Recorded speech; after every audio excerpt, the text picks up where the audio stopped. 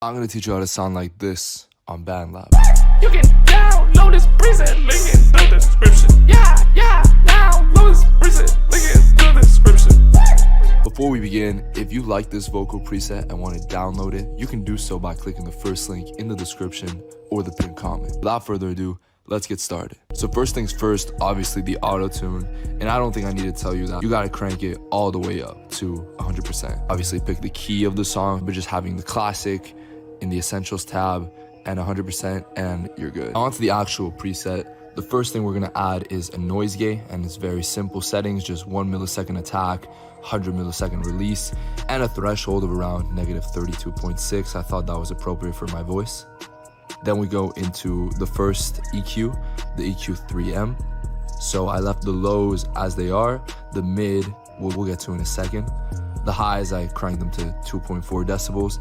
And for the mids, as I've done in pretty much all my Bandlab videos, what you have to do is crank the mid really high to 20 decibels, then play the song while messing around with the mid sweep in order to find where there is a lot of unwanted frequencies in your mid range. And once you found it, so for me it's around 584 hertz, you crank the mids down to 2.1 decibels.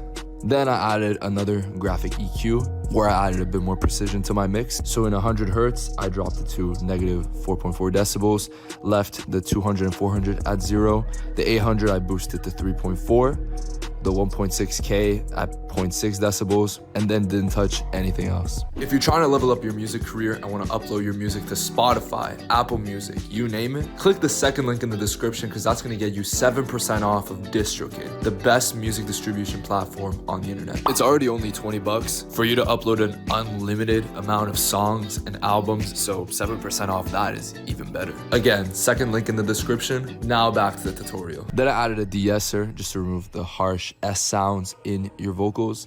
All I really did was put the frequency at 9,000 hertz and add a threshold of -1.8 decibels. Now we finally get to the compressor with pretty basic rules. So attack just like the noise gate at 1 millisecond, a release of 373 milliseconds.